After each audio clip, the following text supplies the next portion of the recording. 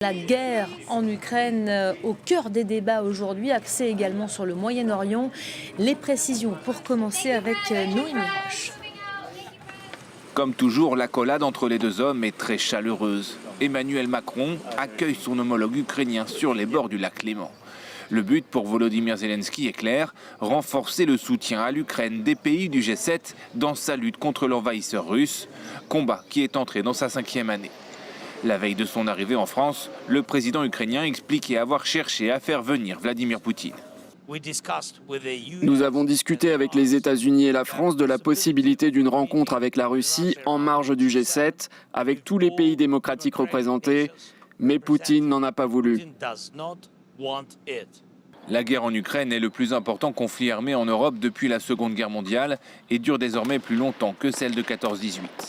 À l'instar de Volodymyr Zelensky, les dirigeants européens souhaitent une fin rapide du conflit, mais selon les conditions de Kiev et non celles de Moscou, une perspective rendue plausible par les récents succès des forces ukrainiennes sur le terrain.